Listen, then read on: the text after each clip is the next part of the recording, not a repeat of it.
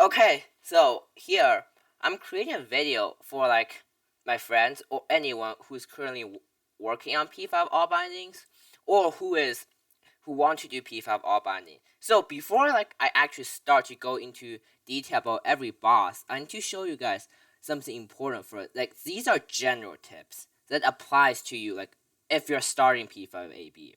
Like these are really important general tips. So first of all, this mod.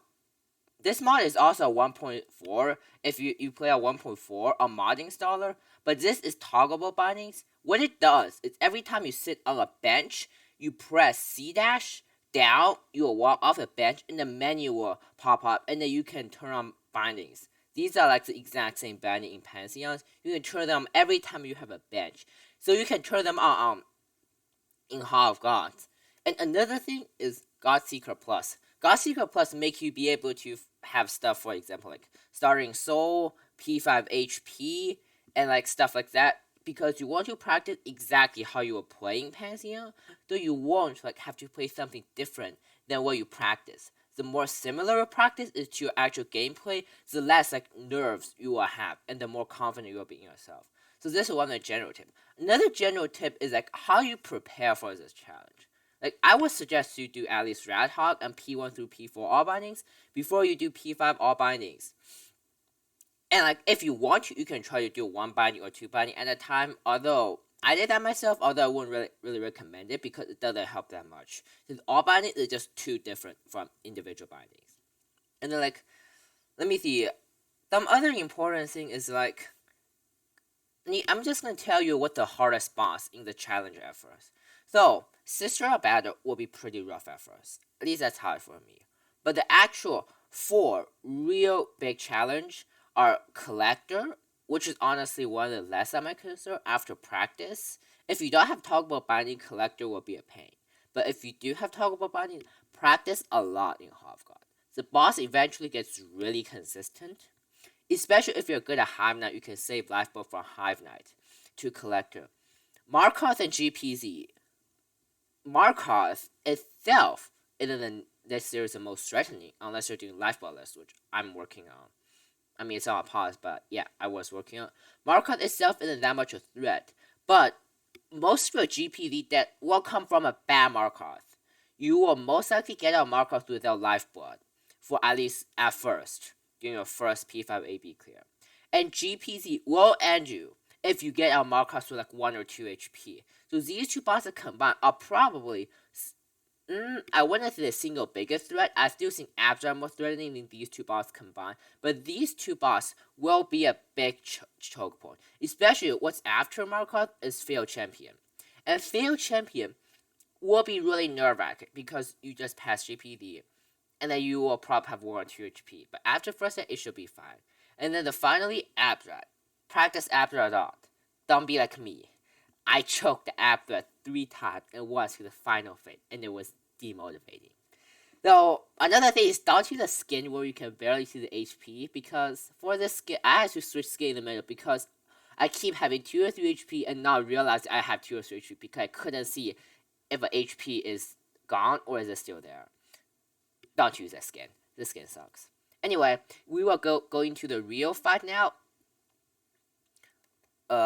I'm gonna use Discord on my phone real quick, so I'm gonna pull it up so I can like play the video. So here we go. Let me check OBS real quick. Is it recording? Yep, it is. Okay, so here we go. This will be the real fighting area, and like the individual bosses.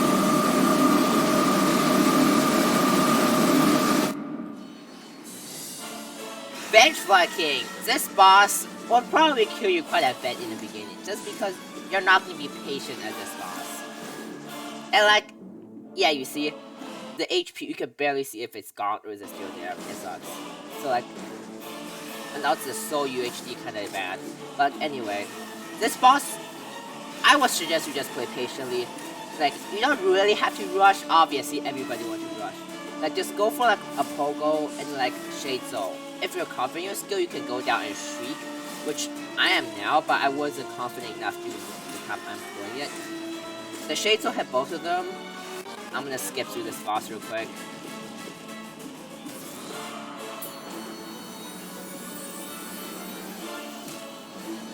Mother.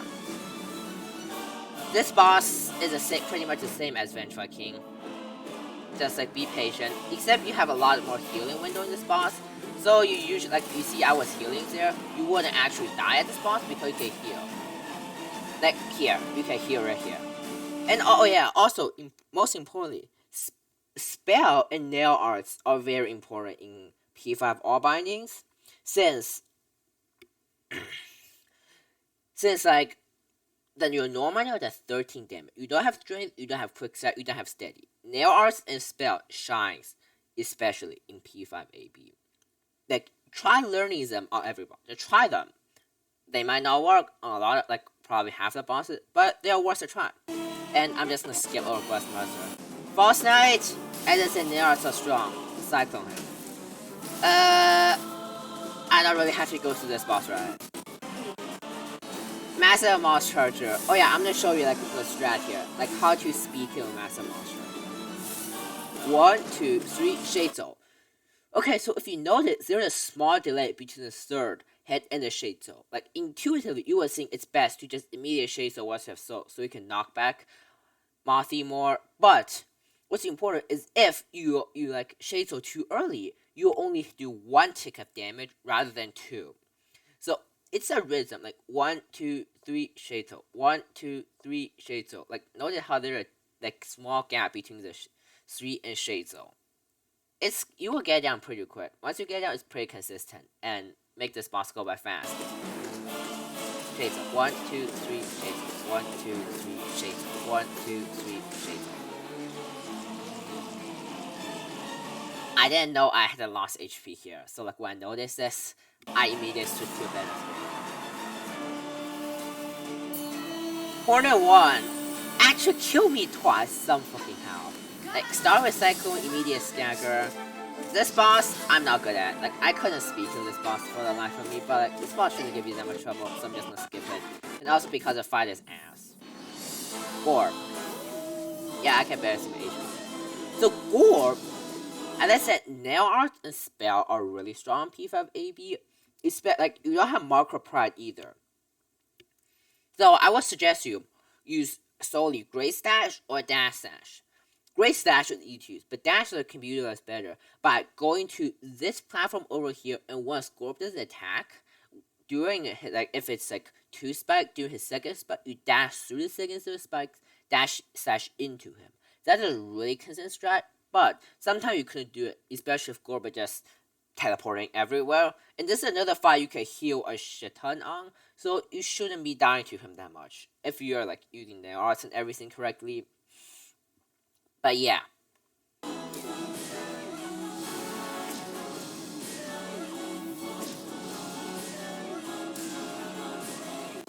As you can see, just Great Stash. And like I use Shade, so you can use spells too, they're strong. That was a bad play because like I didn't charge my nail arts enough. I'm kinda used to Nail Master's Glory.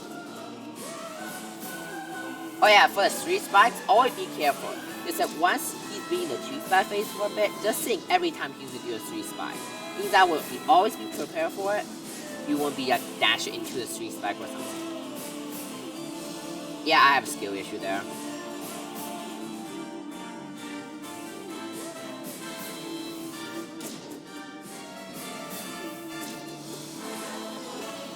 Down Defender, if you have Soul from Gorb, you can deduct.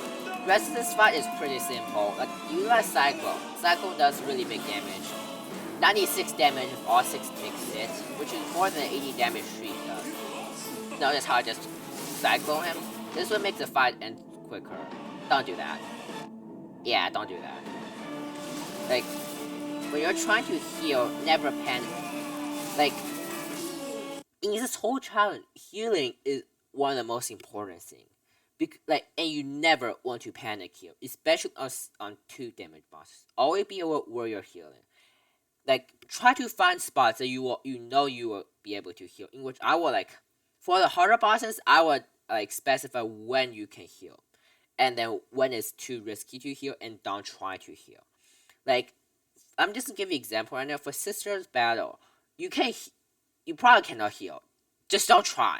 If you're trying to heal, you're probably gonna hit again. Just don't try. Even if you're at 1 HP, on Sister of Battle or Marmu, don't try to heal. Just try to finish the fight strong, heal in the next fight. It's bench or fluke from after it anyway. You will be fine.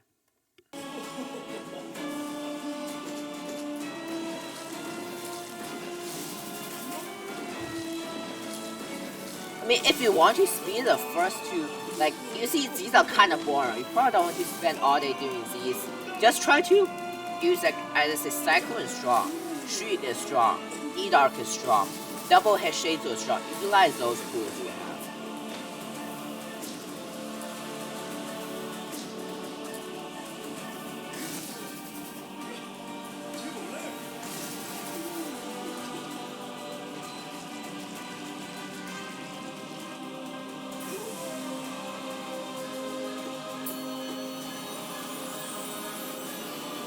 This boss, I actually died to a lot. So I'm gonna talk about healing in this boss in a bit. Like, you can dash through this, like, any of these orbs, you can dash through and heal. So on this boss, healing is not 100% consistent. Sometimes you can get a healing and dodge the next hit. Sometimes he is slightly faster and you heal and you can't dodge the next hit. But if you do it correctly, you either get to heal and dodge attack and get a +1 HP, or you get to heal. You get to heal and then, like, get hit immediately. That's +0 HP. You don't lose any HP. So, for example, this attack, sometimes I can heal perfectly and then +1 HP. Sometimes I can't. But you will never lose HP during the heal if you're doing it correctly. And this fight, some people like to use Cyclone, in which I hadn't mastered it. I just like 3 hits in the Shade Soul. Shade Soul double hits often, that's 60 damage, so that's really good. You can, this attack, you can also heal. Down Slash. This attack is probably, in my opinion, the most consistent attack to heal. This is the least consistent attack to heal. Dash, don't never jump through him if you want to heal. I mean, don't jump through him in general. Sometimes you can, because you will dash into a fall lead. But this attack is least consistent, because it seems like he will most likely just do attack real quick after charging on you, even if you dash through really quick.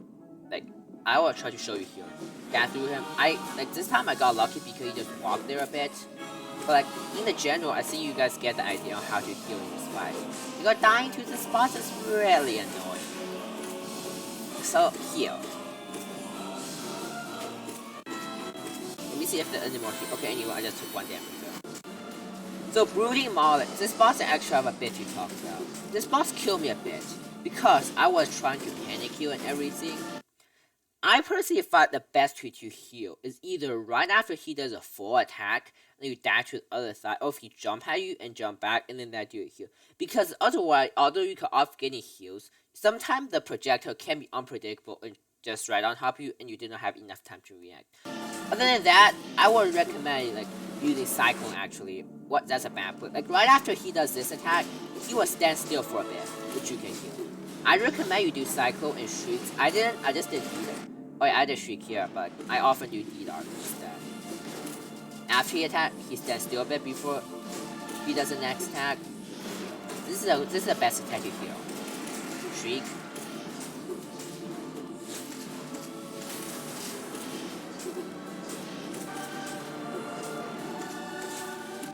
I do the D-Darks here, usually like jump up and D-Dark.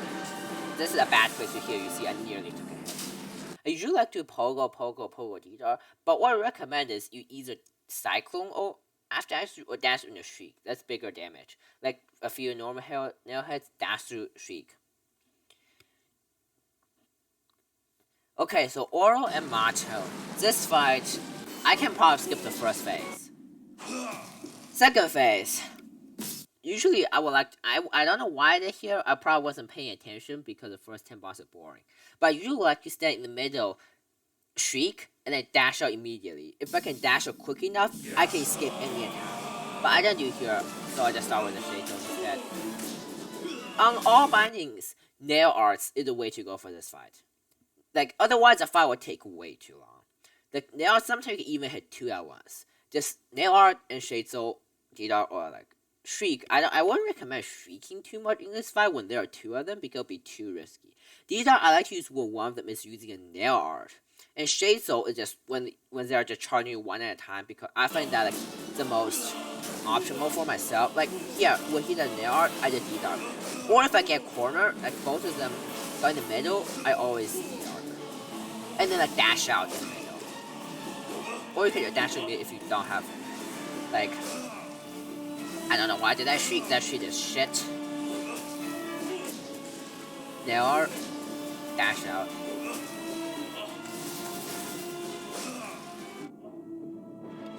So for healing windows, this one, I would recommend you heal when they are charging you one at a time. Every time they charge you one at a time, you can heal. But when I will talk about 1v1s later, after like show the like when two of them are one, you can heal on 1v1 too. Except there are sometimes you can heal on 2v2, like when two of them are one. But 1v1 is slightly faster, so your heal can be a little bit more close. Like every time one of them charges at you and goes back, you can heal. Like always. If you're out of attack range, of course. As he continues using nail arts. This Oromato fight is kind of trash. Okay, so for 1v1, usually when he does the jump attack down, that's because I only get a healing because like Oro is dead. But usually he would jump up and immediately doesn't attack. When he does jump attack, usually you can heal. But when he does this attack, like forward sap, down slam, dash out, and when he's doing the down step, start healing. This way you can get a heal in.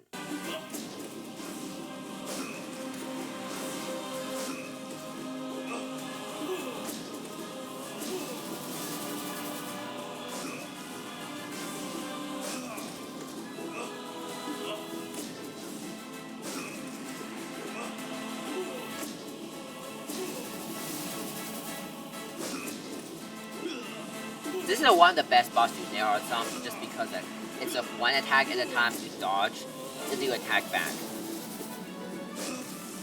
So for nail arts, any boss, for example NKG or Trailmaster Grim, if it's like you do one attack back, the boss does one attack, and you attack back, and the boss attack back. And these fights like sort of like that, or like Shield, nail arts shines on a lot in AB. I would recommend you do like those. The only boss I don't do on is Pure Vessel, but that's because I'm like just not that comfortable with nail arts on Pure Vessel.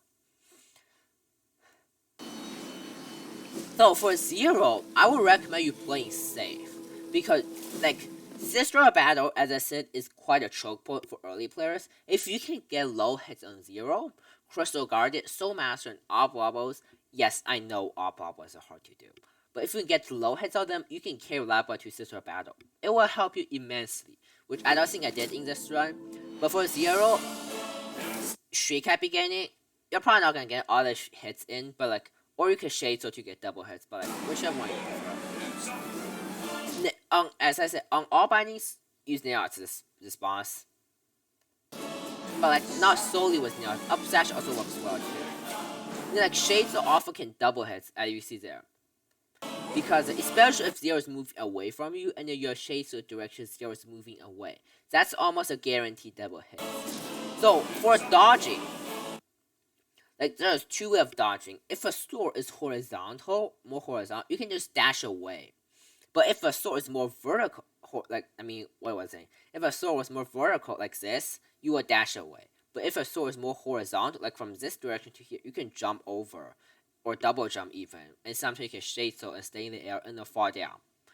That works especially well in second phase, but I will just show you here. Dash away if it's vertical. This one is kind of scary. Oh yeah, when the sword is horizontal, the coming back of the sword can often hit you. And it's real scary. Like, always pay attention to where the sword is coming back. And like, don't stay on the straight lines the sword is coming back. Like, the coming back is like, for me the coming back is more scary than the just like shooting at me. Like, the coming back is the scary part. On R5, the coming back can be unbelievably too much. Like this coming back. Second phase is kinda hard, but like, second phase is really important getting to rhythm of dodging, honestly. And like, that's that. I did hit this, which is pretty nice. Crystal Guardian. This boss is pretty easy to get hit. Dash over and Shriek. I learned this strat from watching Ramto's R5 AB video, and I've been using it on Guardian since then. Like, because dash over and shriek is really easy. It's easy, like it's easier to hit Crystal Guardian with a shriek than you think. Like I do, and but if he does a laser from Sky Attack, I always DDR no matter what. Even if a laser not near me, I would DDR because like it's hard to dodge, especially if he does a horizontal attack too, like this. Dash over, shriek. Dash over, shriek. D-Dark. I didn't D-Dark here, but if you had so, you would D-Dark there. Ow. D-Dark, like you see, that's a good demonstration of how D-Dark. I wouldn't really dash over there just because I'm scared of him jumping up. Soul Master. I mean, this boss isn't that hard to no hit.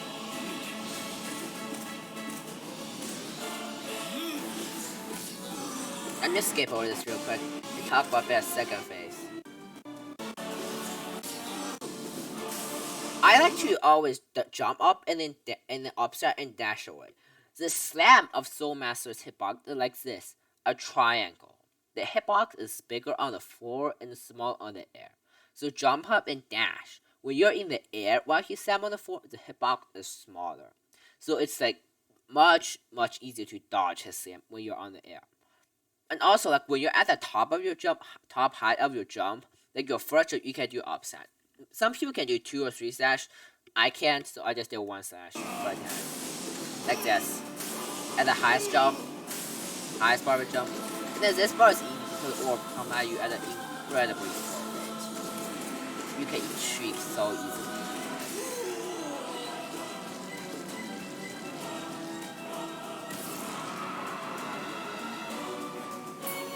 So, of levels.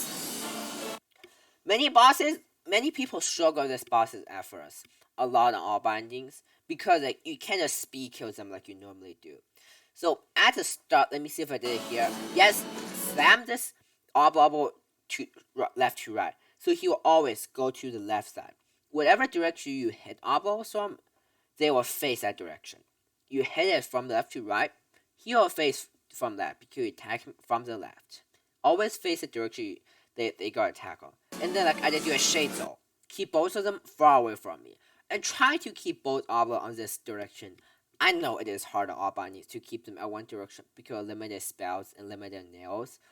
But like if they are on one side, it's so much easier to dodge. And then never attack when they're attacking. Always like go for hits. Ow, I walked into them. Always go for hits. Where like I didn't shriek when the Obla is spitting. I shrieked right after its attack. Never go for like the only attack you should use when the Obla is attacking is Shade Zone because that one is the only one that's safe. Nail hits, nail arts, shrieks are not safe at all when Oblobos are attacking. For dodging, I'm not good at dodging either. Like, what's that? So like all I can say is practice. Eventually you will get into like a rhythm of how to dodge all these attacks. Shade Zone are usually recommended, but Shriek does bigger damage sometimes because Shade Zone always double hits with Shaman, but without Shaman sometimes it doesn't double hits. So like that's a personal preference. Obviously Shade Zone is more safe, but like oftentimes Shriek can get more damage. Like and for second phase, it's even more important to don't attack when Oblob is attacking. Because how fast attacks are. Always stay far away from, like far, but not all the way onto here. Like here, this is a good distance. Because you can dash slash back. Dash slash back. Like, he's gonna go, I don't know how I did here, but he's gonna go under here. Like, most likely this direction. And then he'll corner you at like here. Go under him. When he's in the sky and you know he's gonna go under and corner you, go under. Go down, corner, go under him before he like goes down and corners you. Like what I did there. Otherwise, the Obba will corner you into this small space over here, and it's incredibly hard. I recommend 1 dash slash per cycle. That's the safest way to do. 1 dash slash per cycle or a great slash here. 1 dash slash per attack, as you see. Spit. Dash slash. Spit, dash slash, shriek, works well. I saved 2 life of a sister battle, which was really helpful. I'm pretty sure I lost all of them. Phase 1, you great sash, nail arts them, make it go quicker.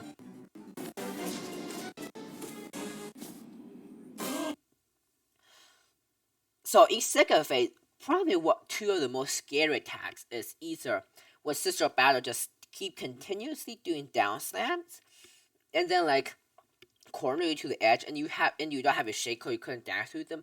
Okay, so what I like to do is jump up where you think they're gonna corner you, jump up, dash into the middle. If you have D dark, D dark. And this is a really scary attack, and 2 of them go from side to side. I'm not good at that, but my tips either try to stay in this middle area as much as possible, or the most side. Because when you're at the very side, they just don't do that attack. The most dangerous area is probably this area and this area, because they will still do the left and right down slam attack, but they will immediately hit you, like frame on damage.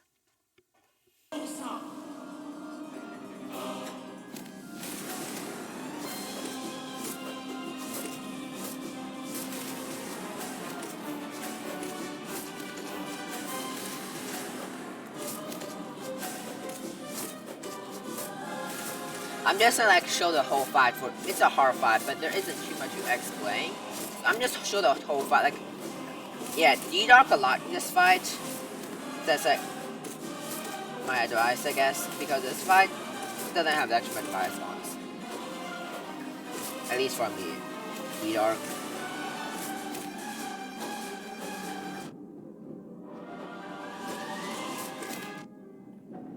Like you see, I took a lot of hits, but like, yeah, this fight kind of just like this. Sometimes the hits are just weird. But after you practice them a lot, you'll get consistent. Like, I don't die at all by the sister battle at all now. Even on life bullets, I like pretty much never die. And then for healing on this fight, don't even try. You're gonna fail. If you have 1 HP, just try to like stay strong and then finish the fight, rest of the fight hitless. Bench is after this fight. If you get out of 1 HP, you're fine.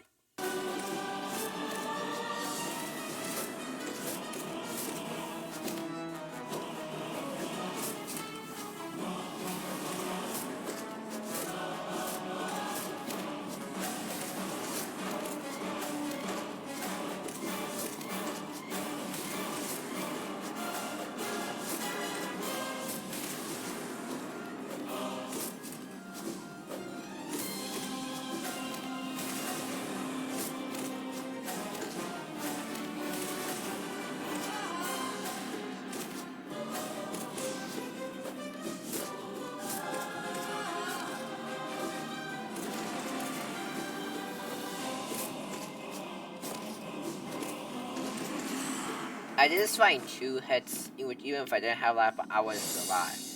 But I will probably panic him on moment. Oh god, Marmu.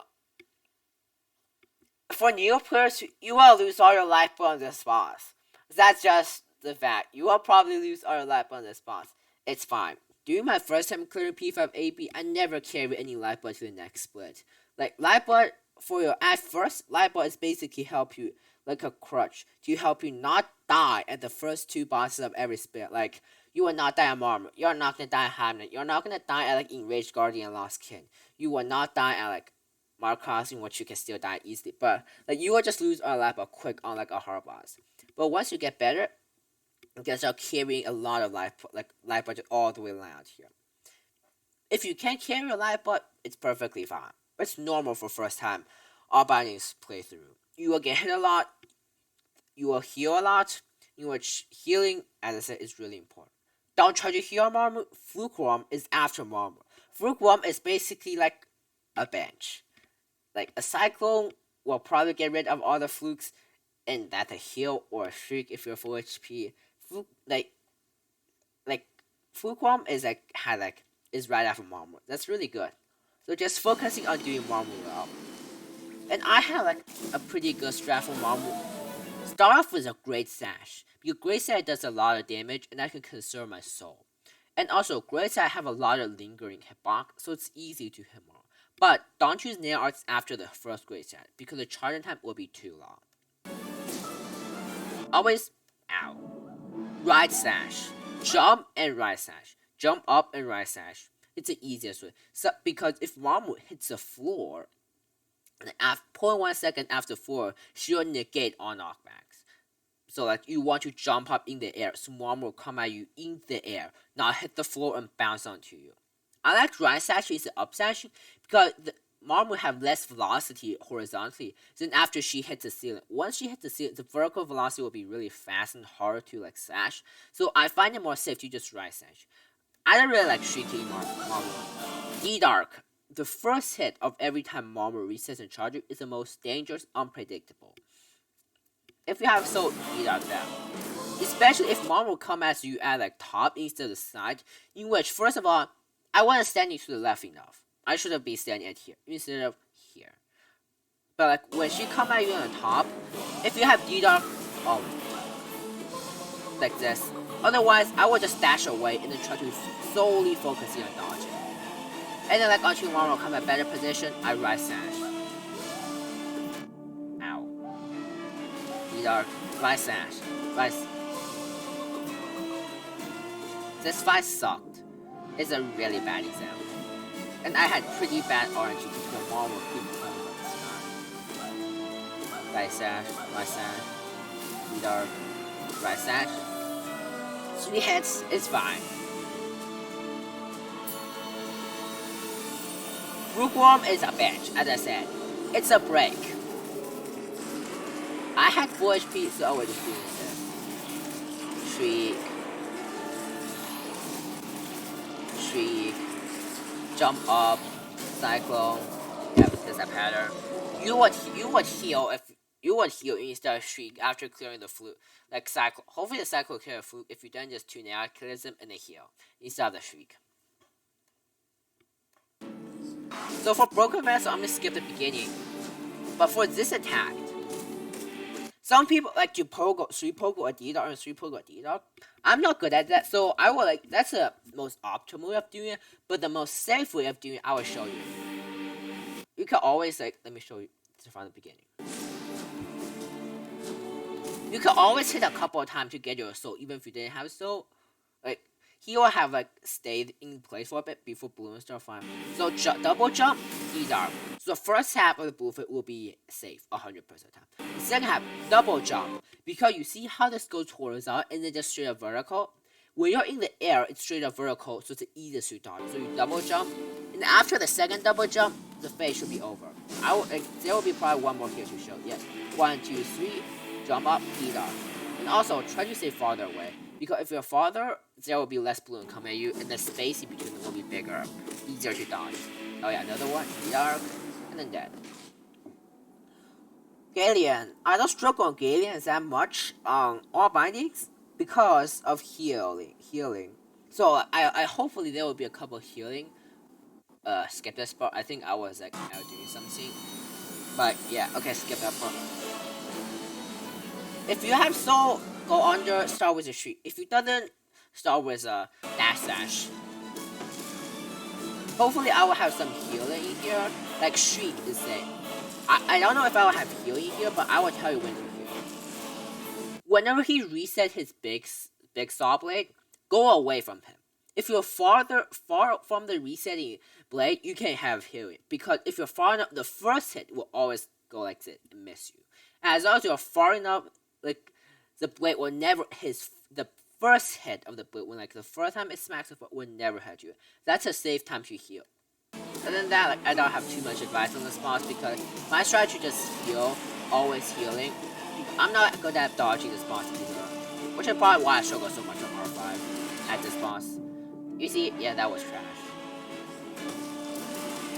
But I don't think I have any heals. Yeah, they only have 800 HP, so he dies pretty quickly. Shield and easy. Nail arts, like as I said, nail arts to speed the fights.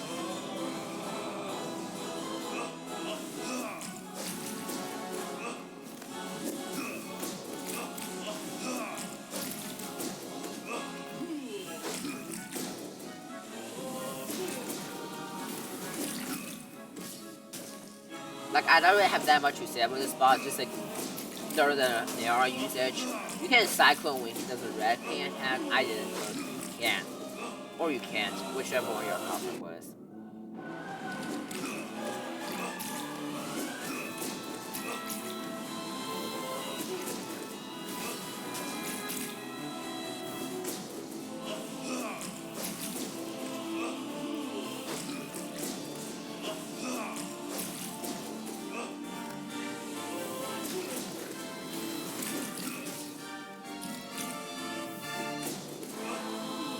The fight is pretty trivial, I'd say.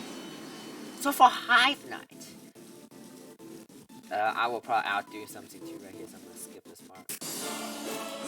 Hive Knight, you either have to be really good at Hive Knight or really good at Collector. You have to be really good at one of them, and not be complete shit at the other one. I'm like better Collector than Hive Knight, but for Hive Knight, let me show you. Like either Collector or Hillis during this attempt.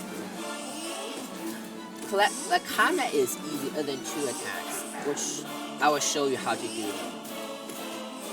Like the attack, you just jump over, pogo them, and slash back. First hard attack is a spider hack. It always goes like this. The first attack explodes. Wait a split second. The other two explode at, like nearly the same time. Dodge the first one. D-Dog was the last to explode. And Hive Knight will also be jumping. You guys probably know empty hops are extremely threatening in this game, though you can deduct the 2 spikes and also deduct the empty hop. Usually in this fight, the only time you can heal is the staggers, in which at least I heal only during the staggers, which I recommend only healing during the staggers. See, I dodged this one, deduct last. I deduct too early here. You should have waited a little bit longer before you deduct the last 2 spikes, so you can make sure you deduct both the spike and then the empty hop also.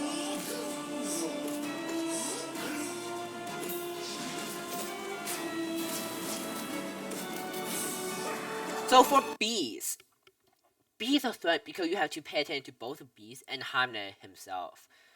After the bee, he'll always first do a horizontal charge and then an empty hop. Dash through the horizontal chart, and when he do empty D-Dart. The D-Dart will deduct away the D-Dart through the empty hop, and also will like help you get rid of some bees. And also, don't stay in the corner with bee that coming, because the bee will just like this, sit in the corner you, and you will always get hit. Unless like D-Dart, you see how it deducts empty hop. 1, 2, 3, dash through. Bees coming, deduct the empty hop, and the bees, dodge the bees. The first one explodes and deducts the last 2. And here. Oh yes, this is kind of annoying because the death animation covers up the whole screen and it's so hard to see the bees. And like, as I say, don't go here because the bee will just corner you. Elder Hoot! Yeah, I don't want to see a cutscene. Collector, one of the 3 major choke points in this pantheon. Though, I have quite a lot about this boss to say because I practice boss like probably like over 30 hours or even 40 hours because like I play this boss a lot with all bindings. So, this boss has 2 phases. The first phase, he just drops 1 jar at a time. When he hits 66% HP, he drops either 2 or 3 jars at a time, always. First phase is easy because your Great Slash and Dash Slash can one-shot the minions. However, your normal nail hits and the Cyclone cannot one-shot the minions. The minions have 26% HP per minion. Normal hit is 13. Cyclone is 16 damage per tick. And then Great Slash and Dash are 32 damage per tick. Drizzle can one-shot. It has 30 damage per hit. D-Dark, the dive, and the second wave have only 15 damage, cannot one-shot. But the first D-Dark, it goes down, and the first whip has around this hitbox. Like, I used to show hitbox to see the D-Dark hitbox, it's around this big. Like, this big. That does 30 damage, and will one-shot the minion. Shriek, I couldn't really think of too many situations where you need to Shriek the minions, but Shriek cannot one-shot the minion. It does 20 damage per hit. So first phase, you Great Slash, and then you Slash collect. Great Slash the minion, and then Slash up sash when you jump over you, and then sash again.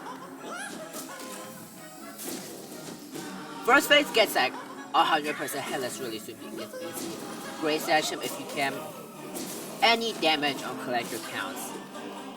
If you don't have soul, Dream Nail. If you have soul, Cyclone. So some people like to shriek collector after you Dream Nail him. I personally find like to save the one soul for the minion. Once the minions fall down, and then just shade to all of them to get one free wave and also 30 damage onto collector. Shriek, sure, it's more damage, but then you have to deal with one more wave of minions in which you have to like deal with cycle and dash and everything in the spells, because you have to get 3 hit for a spell.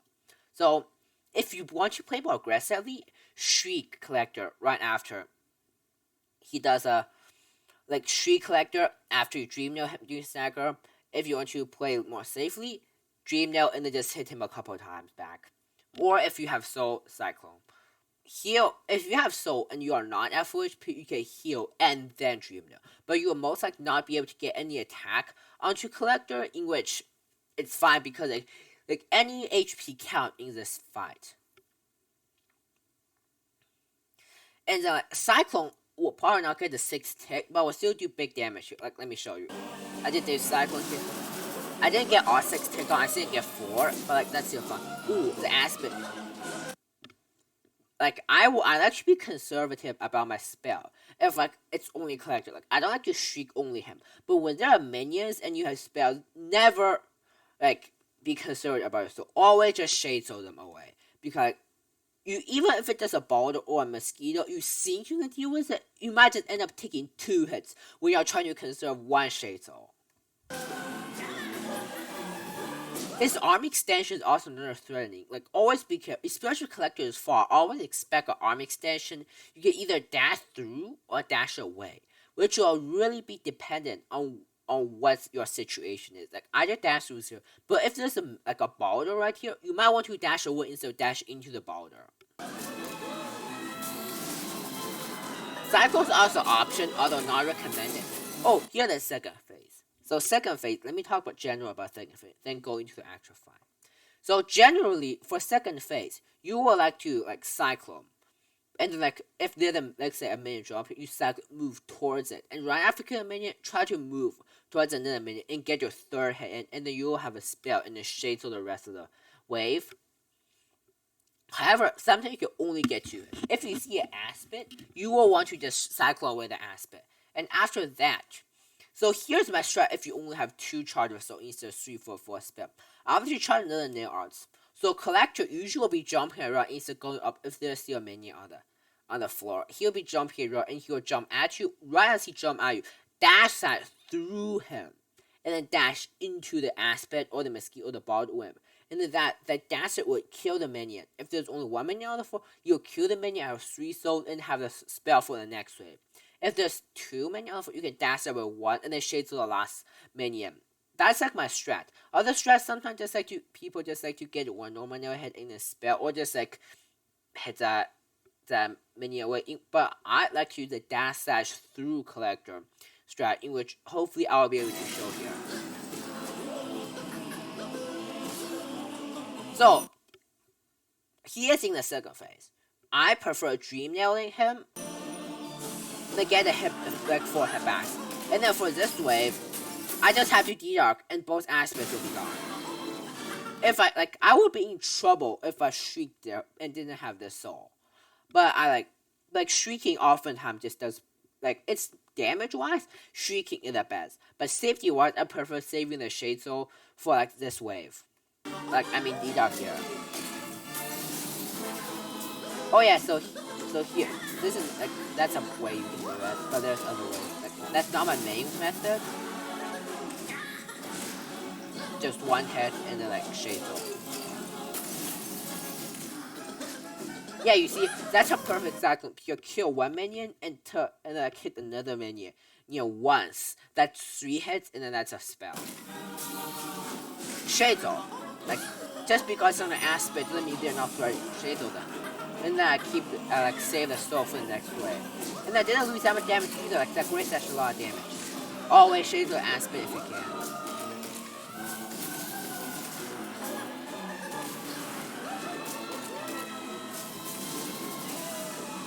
I did this fight hitless, which also got pretty good RNG. I was probably. So for God Tamer, you will really often enter God Tamer really weak. So for healer windows, it's usually when he rolls at you, hits a wall, bounce down. During his bounce down animation, you should start healing. Like, if you heal early enough during the bounce down animation, you will mostly get a healing. And even if you couldn't get a full healing, you will get a healing and then get hit immediately, in which you are not losing any HP. So, which I recommend, because you want to get your HP back to 3 or 4 really quickly on this fight, because like, this fight is pretty nerve-wracking when you ride past Collector with low amount of HP. But other than that, I just do the Pogo and D-Dark strat, which is, I saw for the Cyclone, because he would just stand still a bit and a lot of damage. Which, if I remember, this God Tamer fight is trash. Yeah, I missed my Pogo.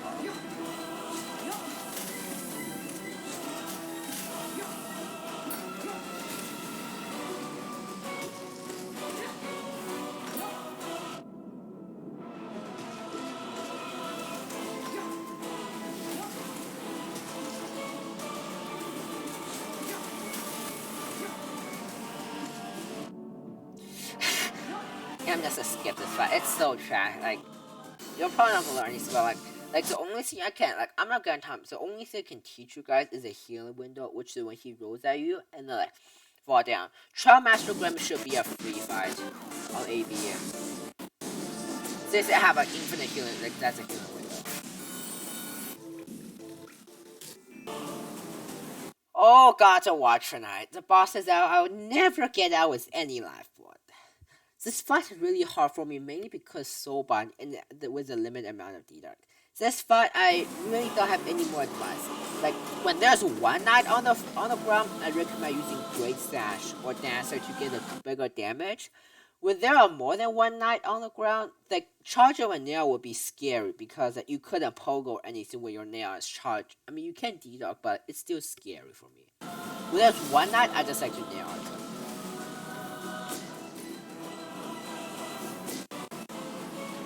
When there are two knights, I often just like to hit them in D-Dark. When they roll at me, if I can, whatever that was, I like to D-Dark. Like here, when the one knight is rolling at me, I D-Dark. Both of them are rolling at me, I would D-Dark if I had soul, but I didn't. D-Dark. Because you see, I D-Dark to that knight. Yeah. Another tip is try to keep your distance from the knight. Unless he's right after attack, you get a hit or two. Otherwise, try to keep your distance. Otherwise, those horizontal, like sword swings, will hit me, just like they did there.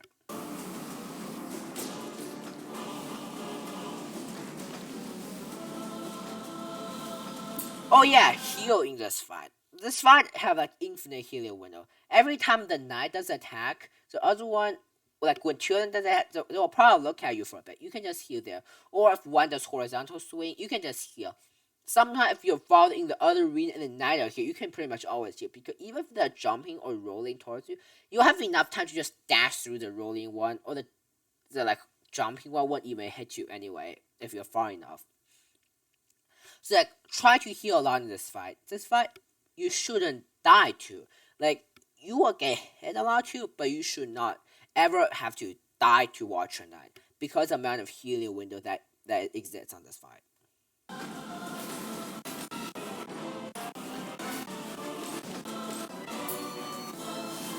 Umu, this fight, I'm surprised I've never died to this fight a single time on all binding, but it is genuinely incredibly scary. So, always dream at the start. So for Soul, prioritize healing over everything.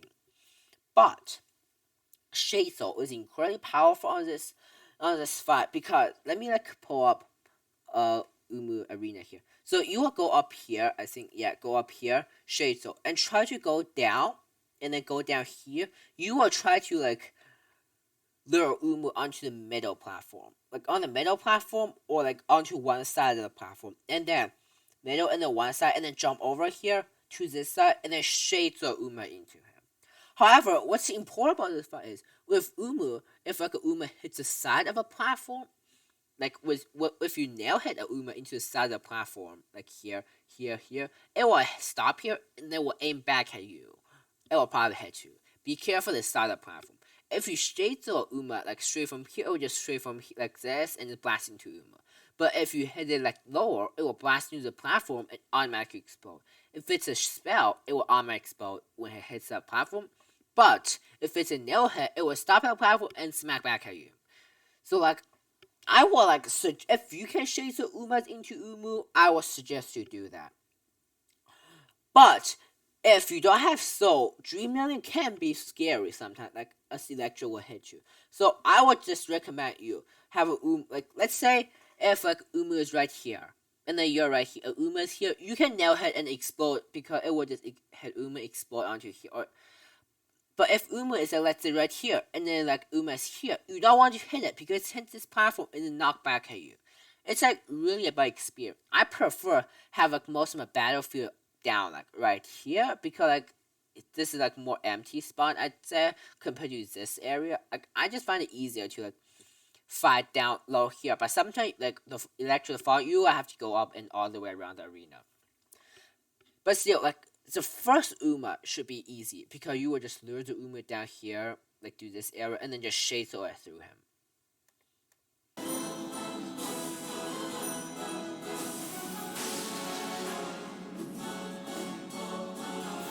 Like I tried to lure Uma to this side this time, and the big Uma here. Start the electric. You can see I shade throw here, I know. Yep. You see how the Uma hits the platform? It explodes automatically. And Uma is close enough. So the explosion hit Umu. The Umu has 350 HP and each explosion does 100 damage. You are Bruh. Dream nail her right after like, she does something. That was a garbage one.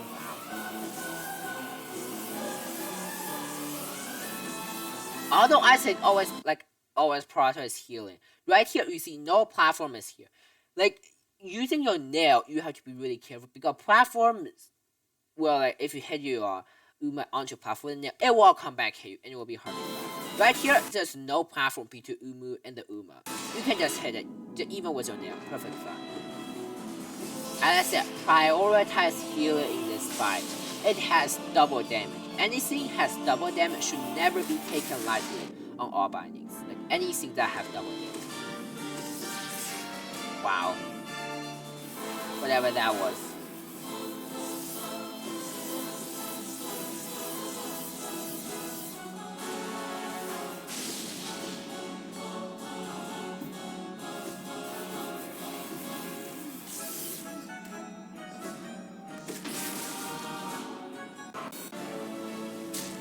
For hallownest, this fight is less hard but more tedious than anything. You can heal after pretty much every attack, and then but the fight would take forever, even longer than Vengeful King. So what I suggest is like just pogo. If you have soul, you can shade soul. I'm not going through the whole fight. Though for this attack, you see how I can shade dash through. If you don't know the dash, learn the dash. It's really OP. Shade dash through these. And then Pogo, I didn't use Pogo, but Shade still can use his double head, so it's really effective. Pogo. And I'm gonna just straight up to the last attack. Okay, so this attack.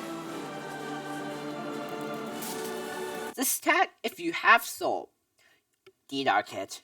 Don't mess around with this attack, just D-Dark it. If you don't have soul, you have two methods. Either just based on reaction time, see where treat it similar to NKG's ground spike, except this attack is much harder to dodge. The NKG's ground spike. It's from sky and it just falls up much quicker. And then the telegraph is much harder to see than NKG's ground telegraph. Another method you can jump out to here and pogo the cloud. Acid never spawn out to the arena, so pogoing the cloud will be safe. I didn't know that trick until recently Benji told me, so you could do that on all bindings. Other than that, I'm gonna skip this fight because it's way too boring. So Sly, first phase I like to just use nail arts, and every time he attacks I like to use nail arts. Don't stand right on top of Sly, because Great Sledge had a hitbox like this and all the way up to the sky. Sly should be pretty easy, except for phase 2. Because phase 1 is pretty simple in Sly. So yeah, I'm just gonna skip over phase 1 side and then go to that. So phase 2 of side. I recommend you just using nail arts because like spells. I mean, Shades was even more safe, but like I like to use Great Sash more because I just getting the rhythm of Great Sashing him back. So like, but if I use spell, get out the rhythm, in which made it harder for me. But like, do what you prefer.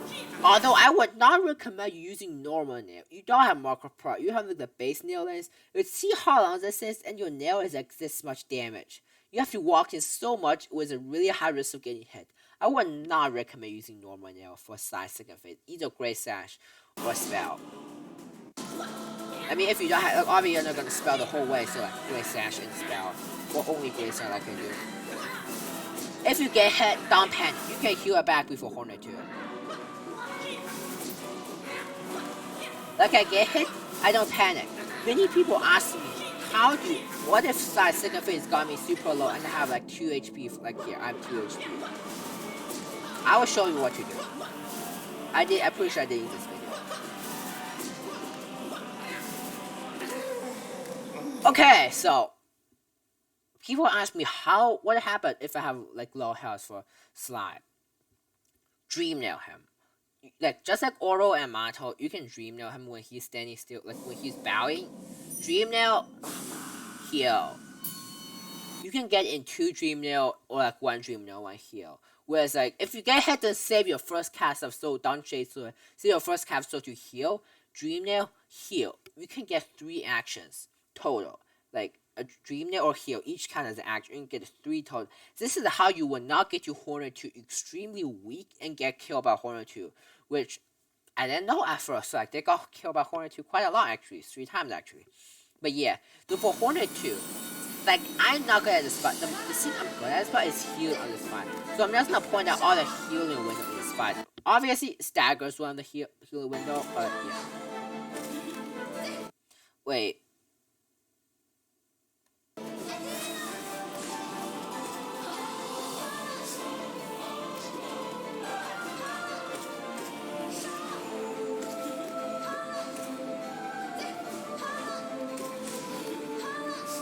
This attack is a safe healing spot. Like when if she does in the middle, dodge, you can heal. If she does on a start, you can dash to the most side because the needle will go around like this distance and then come back.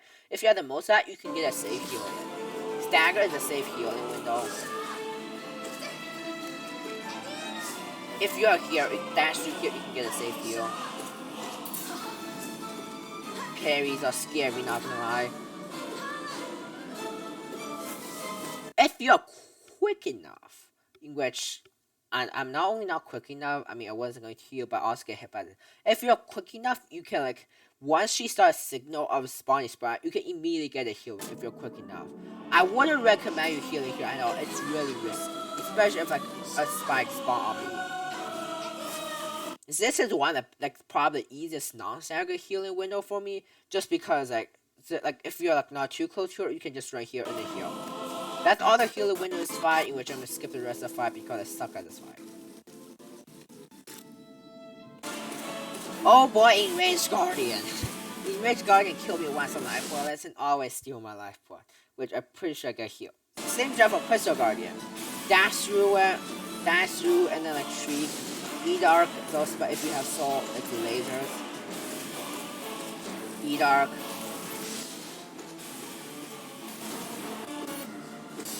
Oh, I didn't get hit actually. Lost Kin.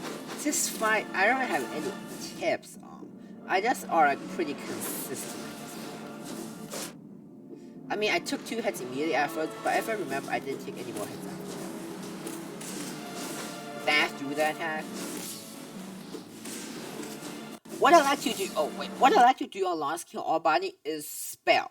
Every time you have 3 soul, every time you have a spell, you Shade Soul. You get 3 nail hits. Every time you get 3 nail hits, immediately you Shade Soul. Like, I don't really need that much D-Dar. If you really need to, you can save for D-Dar. But I don't need that much D-Dar. So Shade Soul. Shade Soul often double hits. And the Shade Soul is much more powerful than your normal nail hit. And in this fight, like, aggressively Shade Soul is my most important strat. Like, I can show you here. Shade Soul. 1, 2, Shade Soul. 1, 2, 3, shade. Then like shades over here. But it's staggered, so always gonna hit the first. Like you see, like it shades over really awesome here.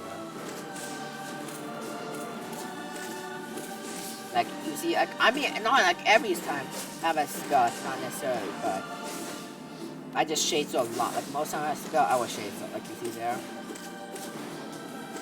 shade so. Ow! I actually took more hits. Never mind. Shade so.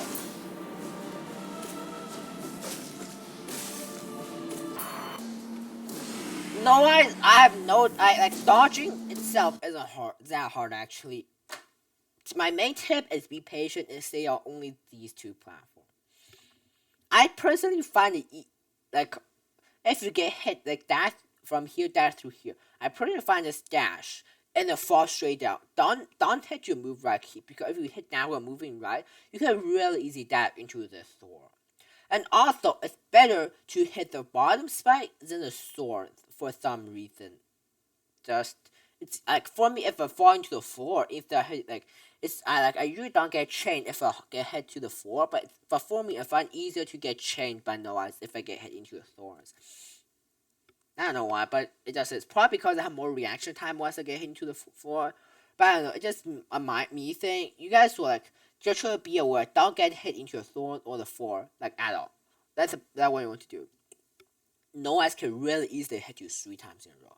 For example, a ghost hits you, knock you into the thorns, like and they respawn into a ghost. But the rest of the fight is mostly about being patient, I'd say. I will show you a little bit of like how I fight them with a simple trade.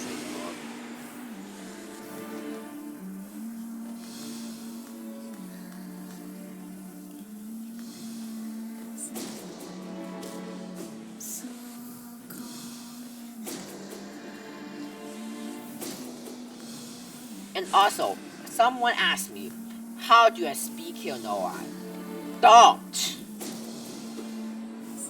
Patience is the key in this fight. Don't try to speed kill him. You are gonna get chained if you try to speed kill him. Like, just don't. Like, you see how I take it slowly? I'll try to stay on these 2 platforms as much as possible, and I'm gonna skip the rest of the fight. Traitor. So, the main threat of Traitor is what after his HP, I'm not sure what called it, most likely it's after his HP fall below a certain range, when he enters phase 2 where he will does this like wave attack. Once he enters phase 2 HP, he will walk forward randomly sometimes. So, how to avoid him walk forward? You can either pogo twice and then deal after every attack, or what I like to do, it takes much longer but much safer. I just hit once, dash away. Hit once, go away. Hit once, go away. Jump or dash through anything. Which I'm gonna skip this fight because it's pretty trivial. Oh, why defend? This is a hard boss deck to heal it. But all bindings, I will tell you the heal window. For example, if I have like low HP, I wouldn't do that Q. I would have like walk away and heal because the dumbbell most likely won't hit me. For this attack, when he does the rolling and the slam to the ground, you see how he like stay on the ground for a bit, stay next to him. This is a healing window. Like right now it's healing. I charge him a cyclone to attack, but you can't heal.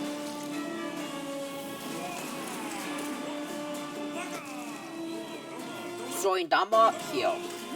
Dash through you. You can also dash through him and heal there when he like charges. That's like pretty much most of the healing window in which I'm gonna go to phase 2. Phase 2. There are 3 methods actually for me. Shriek away all the dumbbells, which is like damage and then like safety kinda, or D-Dart. But if you do that correct time, all the dumbbell will go away and you would D-Dart on top of him and deal damage. I mean that's a bad D-Dart. When you don't have soul, then you try to follow him as close as possible. Usually it's 1 dash length apart.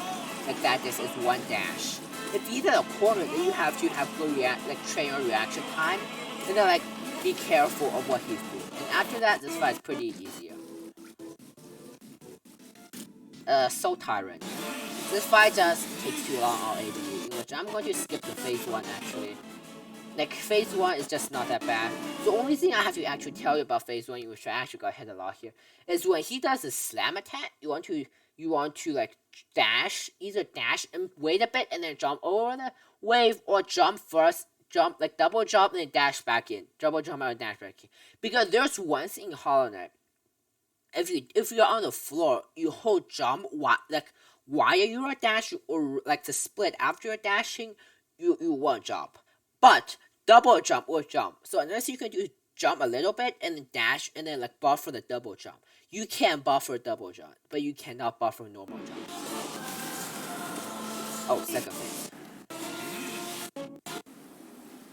Second phase I treat it similar to like Soul Master. Always jump and then dash away, jump and dash away. So minimally he will do 6 SAM, include the first SAM where he's invincible, and then minimum 6 and maximum 10 where he will become into the standstill and then like throw orb at you. So after the 6th map, always be cautious where he's spawning. Otherwise you could dash into him, like jump, dash, and fall into him or something like that.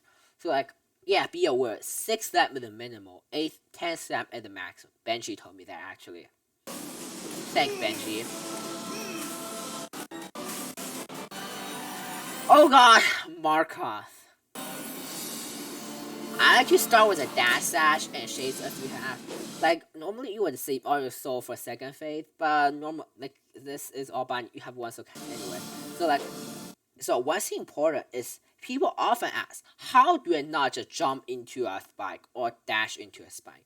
The answer to that is, if you're standing still, there's a radius around you where spikes cannot spawn at you. So the way to avoid dashing into a spike, let me show you. Is like once you see a spike, once you see a spike finish aiming at you and like shoot at you, that's a safe spot to dash. Like when there's no spike on the screen, like that is not a safe spot. Like this was scary. This was so scary. Like fall. I should have went to the wall instead directly fall down, but I could easily fall into this nail. The right wall is more safe than the left wall, because when you're at left wall, most of the nail will spawn off screen. But you're at the right wall, the nail will spawn on the wall and not off screen. And the wall is your best friend in this fight. 2 shield spam is when you can safely get in. More than 2 shield spam will be too late. Less than 2 shield spam, you will dash into the shield. Ow. That was bad. I shouldn't be greedy. Some people say that it's like, some people say it's better to get Markoth done quickly. I find it's better to do Markoth safely rather than quickly, because like you would just keep falling to his floor if you try to be so quick. But like, yeah. Which like this fight is not the best demonstration. I think I remember I didn't even have any life buff for GPD. What? That like, it's if you want to get in, you have to wait until 2 swim. If you don't want to get it and dash away immediately, then before 1's 4th spin is the perfect time to dash in and immediately get the hell out.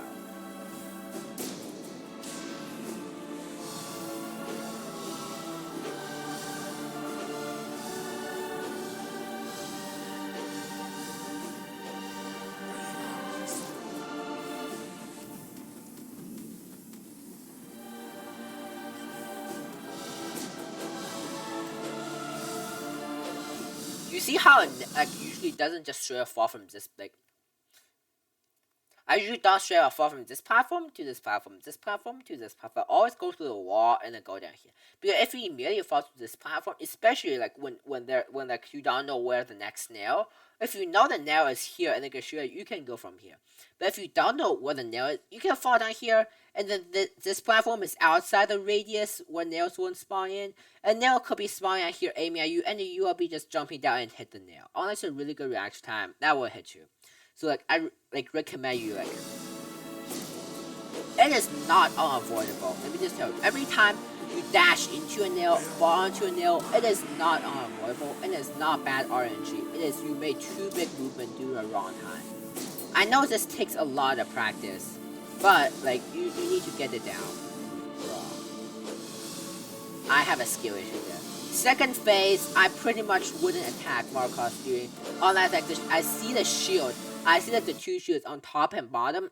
I see like I'm safe, the nails won't hit me, I can get one great sash in.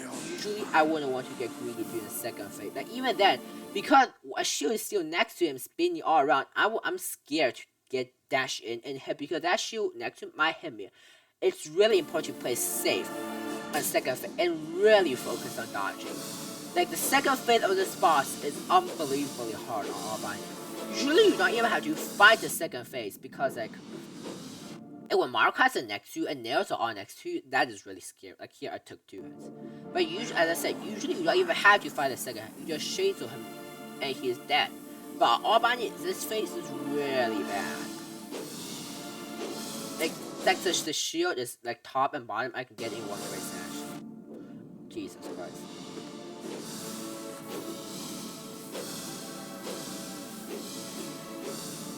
This is, in my opinion, the 4th hardest boss in this pantheon. Like, the hardest is Abga, the 2nd hardest GPD, the 3rd is Collect, and this is easily the 4th hardest. And no other boss even get close to, like, these 4 difficulties. Like, after a while, every boss will be pretty easy except for these 4 big things.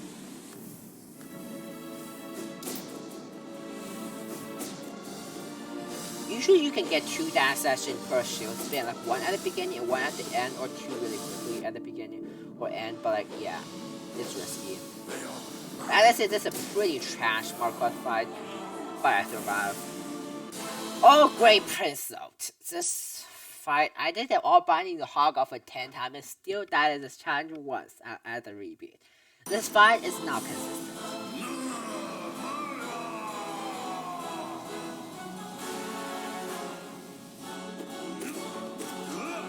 Jump attack. Always make sure you know when GPD is gonna land if you dash randomly or do anything movement. Always like if he jumps like this at the air, you know he's gonna land in a spot, you can dash away from this spot. Otherwise don't. So for the flare attack, usually I will let you pogo and then D-dot. But if he's close to stagger, don't count the stagger, it doesn't distract you. I would just mentally keep him oh, he just got staggered, or oh, he got staggered a while ago, he might get staggered soon. I wouldn't pogo, because if you pogo, pogo GPs or he got staggered, he's gonna fall up, and then during his like stagger animation, he falls up, and he's most likely to jump up and fall on the floor. It's most likely gonna hit you. So like right now it's safe to pogo and then D-dart. But like otherwise, if you mentally think he's gonna like D-dart like stagger really soon, don't pogo him. Try to cling onto your wall, and then if you have soul, D-dart after. If you don't have soul, it's fine. D-dart this attack if you can because he will like very often like fall on you. The Sunda or like the volatile zoning attack is a safe healing window. These normal Zoltlings are really annoying. I will give you guys several options on how to use these normal Zoltlings. You can either upstrike the flying Zoltlings, side strike the spider Zoltlings. I wouldn't recommend upstriking them because spider Zoltling like fall down quick. You can upstrike, and between the upstrike time, like the Zolt will fall on you and will damage you. Another method is like it's mostly for the flying Zoltling. If he's doing flare attack, you can try to pogo on the flying Zoltling and then go onto the wall. Another option is if you have soul and then when he spawn Zoltling, shriek them. I prefer to shriek them if you have soul. But don't shriek immediately because the Zolt is invincible for a few frames, and then if you hit them to invincible frames, you will just knock them all away and it's really hard to do. So wait a bit after the Zolt, wait like half a second after the both Zolting spawn, shriek both at once. Otherwise ignore Zolt. If they are far away flying randomly and you have soul, I sometimes like to just predict a shade Zolt and shade Zolt away the Zolting. Or sometimes if I have to D-Dark and the Zoltlings near me, I can D-Dark with the Zoltlings.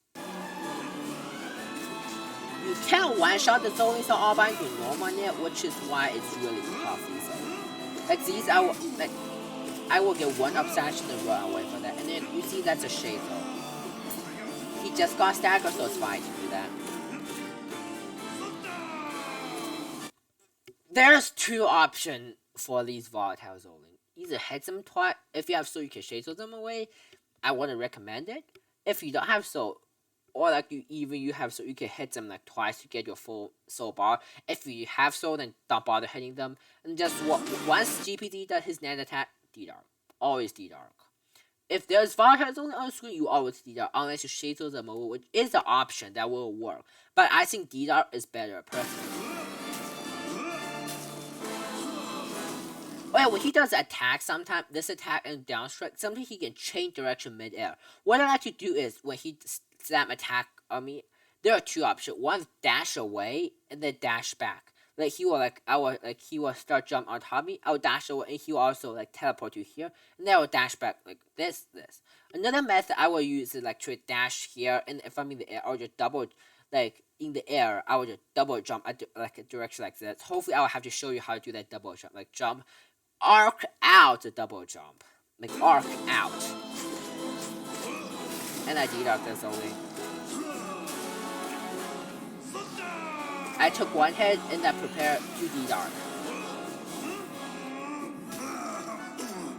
So for the sky falling attack, if you don't have D-Dart, I would recommend you start the D-Dart after you see you see his position. Like it's fast, but I still recommend you like don't react to it until you see him falling down.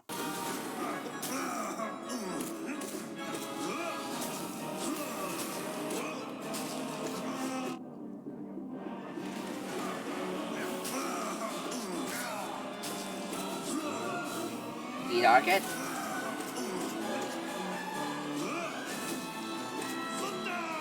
And then like be prepared to D-Dart.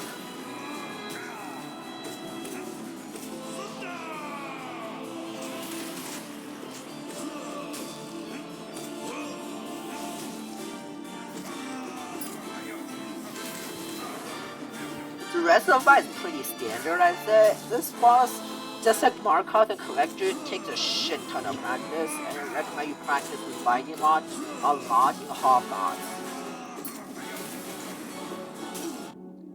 Bro. Failed Champion! As simple as this boss is, and as easy as it is on nobody, this boss is a big threat. Especially your nerfs are probably pretty high now. So start off with a cycle. I use nail arts in this fight. Then if he keeps charging at you, like start with cycle. If he keeps like smashing you dash through and then normal nail hit back. If he run back and then do the wave attack, you will charge up your nail art. Until he slam the next time, cycle him, and then continue this pattern. If you do like 2 of these same attacks, then just normal nail hit. If he does this, charge up a nail art. I think you guys who's doing Allbind knows this, but if you hit his armor, like let me show you here.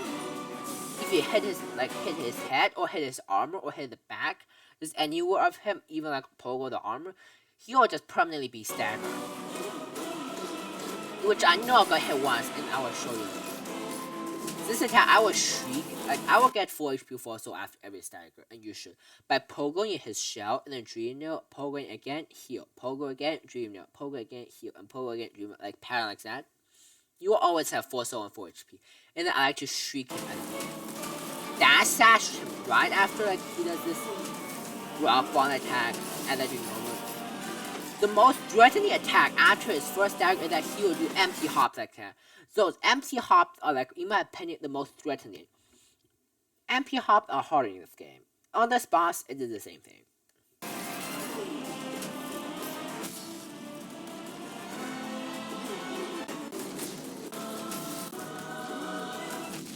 Oh. Okay, so after his third dagger, like his third stagger, which is laster, he will be permanently staggered. You don't even have to like pogo his shell or anything.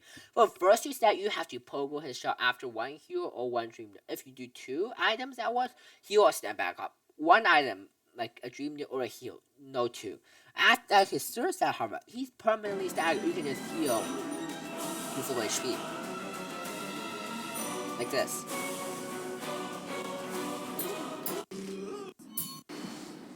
This boss, sadly, I died on this boss 3 times due to nerves and stupidity. But since they want to know how to heal it with them, I'll give you guys my recommended healing window and skip the rest of the fight because the fight is not bad. Especially if you're here, you're like at this level.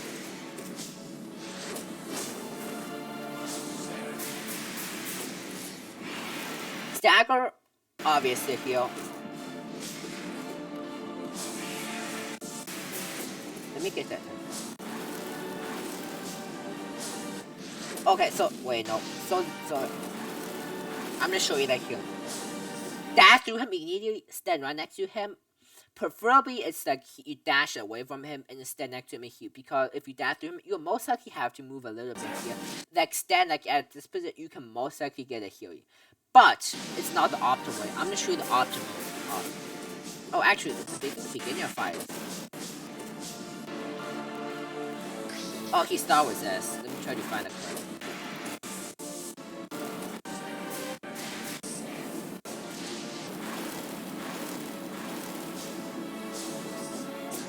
That would be a place I could heal.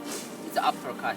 But I find it faster if you dash away and immediate attack heal. Then you dash through and you try to move towards him a little bit and then heal. I prefer healing if you dashed away. But yeah, that's personal preference. I mean, no, that's not personal preference, but like, you can, it's still possible to heal even if you dash through him, but it will be hard and more tight of a time. But on this fight, since I'm concerned that this fight, even if I take a hit, I usually will get myself back together. And then, like, just heal during stagger, in which is what I recommend. But if you only heal during other time, that is the option that I recommend you. Anyway, skip over this fight to the real 2 big threat. I was kind of calming my nerves and telling everyone my PV apps are here. Pure Vessel, you usually wouldn't. If you're not doing life bullet, you shouldn't be dying at this fight. If you're doing life bullets, oh god, is this boss scary. But like, I don't really have any specific tips. Other than, okay, so actually I do have a specific tip for this boss. In Abra 2, just, however you practice your half guards, play the same way. First of all, absolutely don't go overly aggressive. You will regret it. Like, this boss is like, it's consistent about the NKG.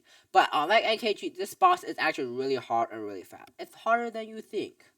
Like, I always think I'm really good at Pure Vessel. Pure Vessel is easy and like but like, he really is not that easy. He is hard as shit.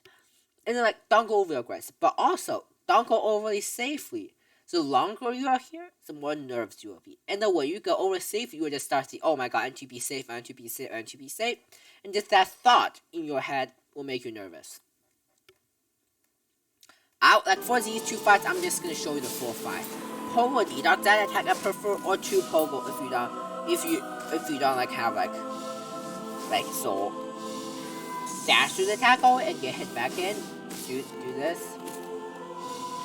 I'm pretty sure I did a parry clutching this fight. Pogo deduct and then here. Pogo this and then attack back. Pogo deduct. When he starts doing the triple launch far away from you, I actually wouldn't recommend you Pogo because it's easy to miss a Pogo if you do the triple slash. I would just double jump and dash over him.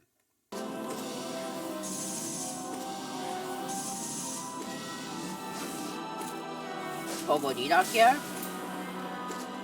Pogo, if he's close to do the triple that close to you, it's really easy to Pogo. But if like this, it's really far. I wouldn't recommend you Pogo because it's really easy to miss a Pogo because he's moving towards you, you're moving down. And then like, if he's close, you always Pogo. But you see right there, he's far. He's a triple shot far from me. So I just jump over him, attack back. That's what I recommend do at least. Shades on this attack. You don't have any other that much option to spell anywhere and then heal and deduct in here. Like, if you don't have soul 2 deduct, it will be safe. If you don't have soul, like, there's like 2 Pogo will be safe too. Shazo. Dashing into him after the explosion can be risky because sometimes like explosion will be right next to him. So it's important to like still pay attention to an explosion or even if you dash into him. And then if you see a like explosion signal right next to you, immediately dash out and stop hitting him. This is a sad hit. I don't know why I like panicked up there. Pogo deduct. Like, I dashed at him, but here I see a bomb here, immediately dashed away.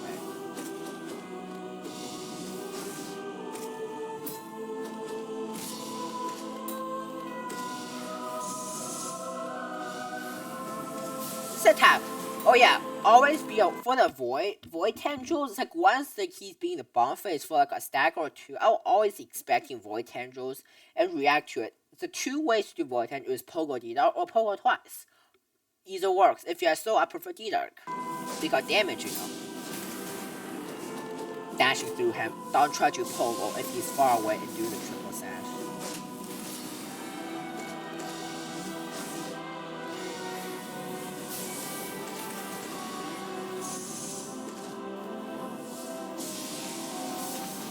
Ooh, that was a close bomb dodge. And that was also pretty clutch, like dash toward him and pogo.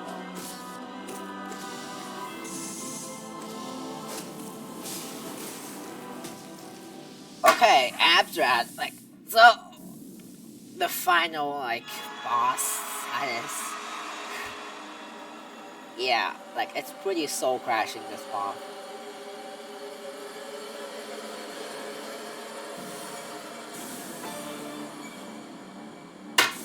So, like, I actually a pretty bad actor, so, like, I watched a different guide on P5AB, it's in Chinese, in which, like, he did a really good job explaining actor, in which I'm gonna quote most things from him, actually.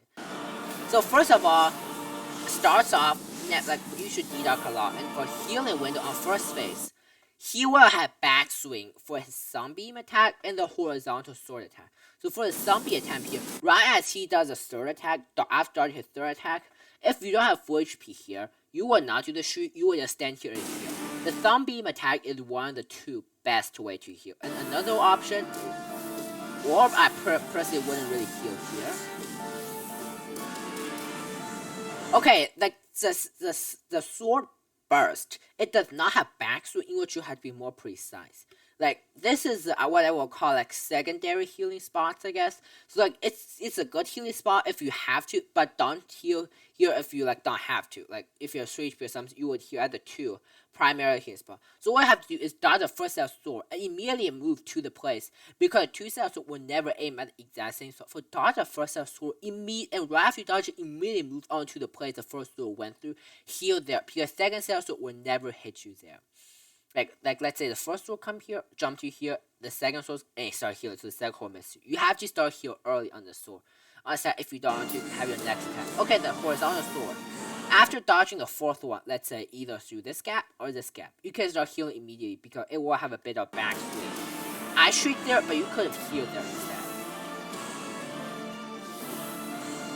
The horizontal sword will be a healing window if the third set of sword have an open floor. Like you can just like sit through the third set of sword. Otherwise, I would not recommend healing at all on the. Like this is a healing spot. Wait, and then if you don't know, any contact damage, or including D-Dark or Shaco through, in which I wouldn't recommend you Shaco through these to get, like you can stand here, but you have to be really close to it, and Shaco through, it will have the spike disappear. D-Dark will have the spike disappear. Hit it, contact damage, you'll have a spike disappear. In which sometimes it's absolutely necessary, you can actually utilize the contact damage to like take 1 damage instead of 2. Like let's say if there's a horizontal sword attack and the vertical sword combo, if you realize you couldn't dodge them, or you just think you most 90% chance can dodge them, jump on the spike. Take 1 damage and get a bit of invincibility frame to like instead of taking 2 damage. Like D-Dark's a 4 and dodge the D-Dark through the horizontal. This would be a safe healing spot if you're on this side. Orb, focus on dodging, because orb is a hard ass shit attack. Focus on dodging orbs. Actually, I have a tip for dodge the orb. There are 2 ways. If an orb is come at you in the sky, then dash under the orb will just cancel on the floor. If the orb is like lower right here, you can jump over the orb, it does a circle and then smack onto the floor. These are 2 methods for dodging like orb on the first 2 phases. For phase 4 orb is much worse. This phase is free. I honestly don't need any guide for this phase. So, phase 4. Close these 2. I usually like to stand on top of this platform at the beginning, because like on the top, it's easier to see everywhere. For me at least. I can see like if he's down. When she's down here, if you have D-Dark, you would always throw to D-Dark, because if she does a sword burst, you're pretty screwed here unless you have incredible dodges. So if she does zombie attack, like the attacks that you can heal on phase 4 is a sunbeam and the sword burst. like some beam burst and sword burst. Any other attack, wouldn't recommend healing because it's risky. Beam burst once you dodge the second beam, stay at where the second beam is because third beam will never shoot the exact same spot as the second beam. Start healing at this position.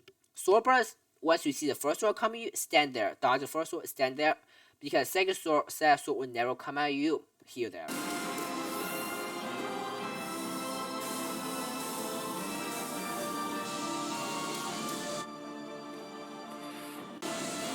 Oh, that's a car attack combo. I don't know why I had to pause it. So for the beam wall, you will always want to dash through between the halfway point. Like preferably actually doing the third point. Like if you hear like a beam coming and then you realize it's coming from like this direction. What preferably what I should have done is jump over here, dash through already in front to the 4. Because the horizontal sword attack Shigen does it quick, but any other attack should wait a bit and then do. So like I would see like if you does over the 4 like the 1/4 point, you dash through the like. If a beam is at here and dash through here and fall down, I can guarantee you will dash through the beam and then there will not be a set of sword here coming at you.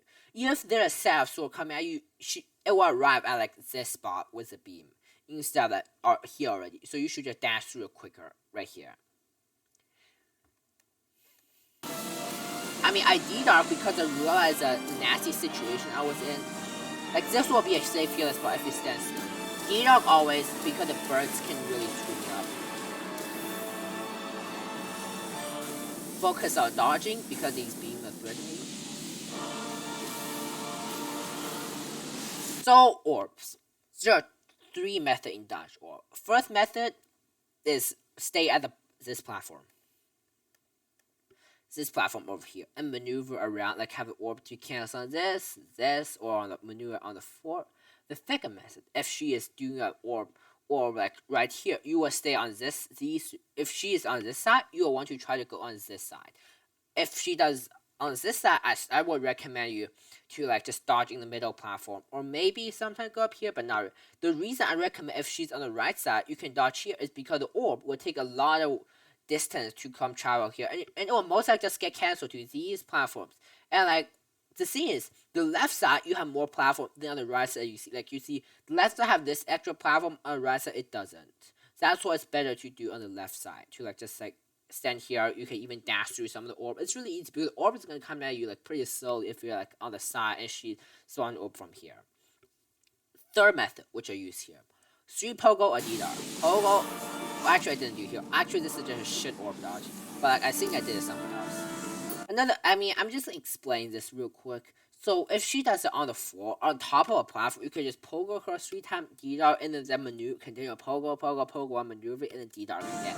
That's my personal favorite. It's the safest for me, and also does a big punch, like big damage.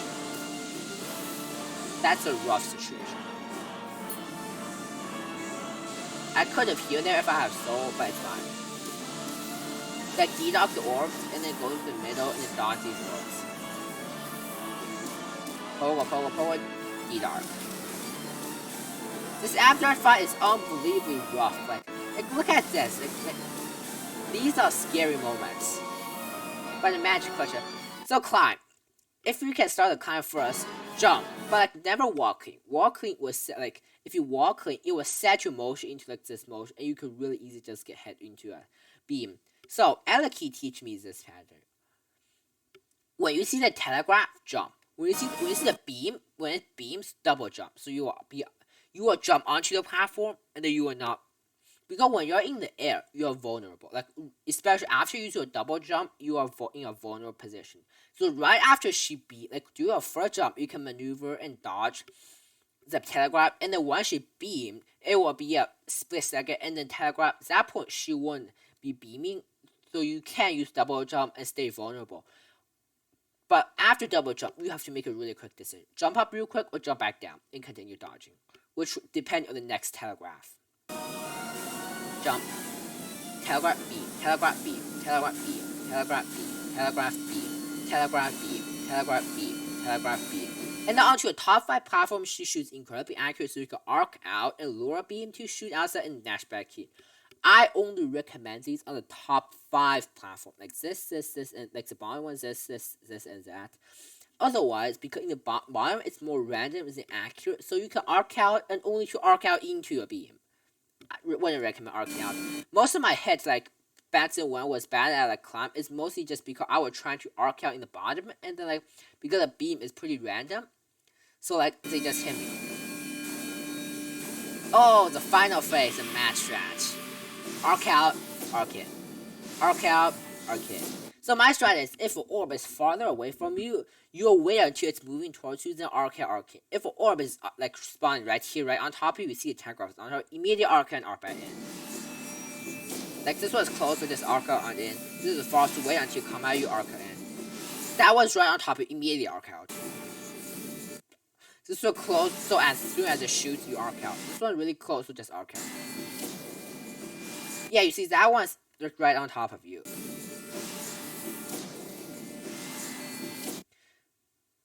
This one's right on top of you. What? Shh. What was I trying to do? Oh god.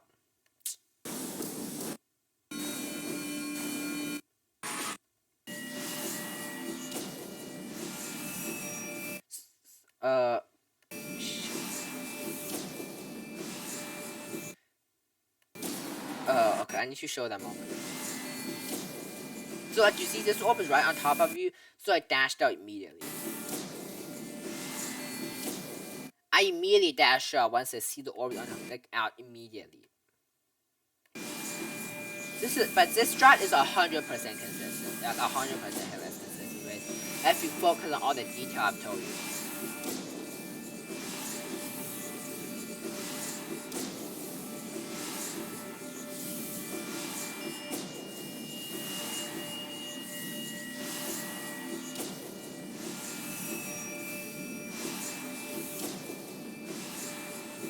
And that's it.